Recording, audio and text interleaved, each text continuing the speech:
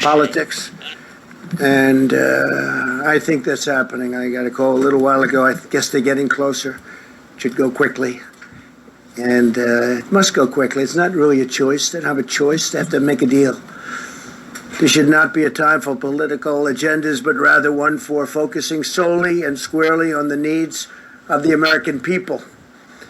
We are going to save American workers, and we're going to save them quickly. And we're going to save our great American companies, both small and large. This was a medical problem. We are not going to let it turn into a long-lasting financial problem. It started out as a purely medical problem, and it's not going to go beyond that.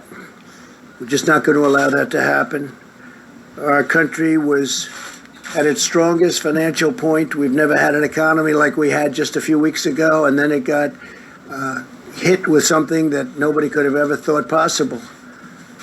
And we are fixing it. We're fixing it quickly. And I want to just thank the American people for what they've been through and what they're doing.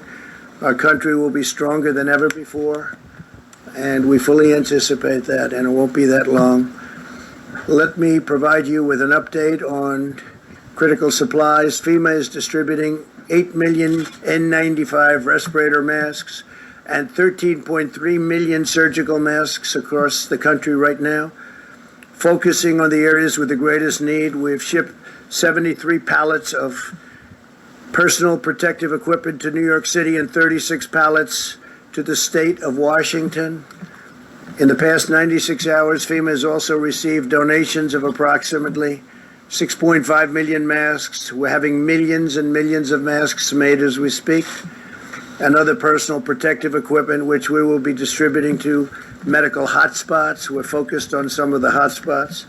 Across the nation, we're seeing an outpouring of creativity and innovative ideas widely shared between the federal health leaders, governors, and mayors, the scientific community, and members of the private sector. Really working together. Everybody's working together. I'm pleased to report that clinical trials in New York will begin existing for existing drugs that may prove effective against the virus. At my direction, the federal government is working to help obtain large quantities of chloroquine.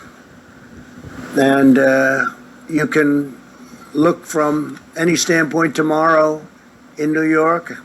We think tomorrow pretty early, the hydroxychloroquine and the Z-Pak, I think is a combination, probably is looking very, very good, and it's going to be distributed. We have 10,000 units going, and it'll be distributed tomorrow.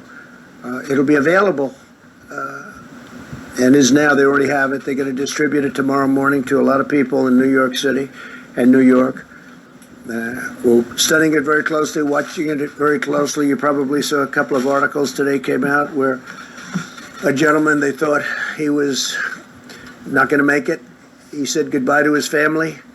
They had given him the drug just a little while before, but he thought it was over. His family thought he was going to die. And a number of hours later, he woke up, felt good. Then he woke up again, and he felt really good, and he's in good shape. And he's very happy for this particular drug that we got approved in record-setting time. There's never been anything even close to it. And I want to thank the FDA, which has been incredible, and Dr. Hahn, Stephen Hahn, highly respected man, but they're doing everything possible to increase production and available supply of these drugs, not only this drug, but also others that are coming. Remdesivir is coming from Regeneron. A couple of others are also under study. But the one that I'm very excited about right now is the one we just mentioned, and I think there's a real chance. I mean, again, we don't know, but there's a real chance that it could have a tremendous impact. It would be a gift from God if that worked.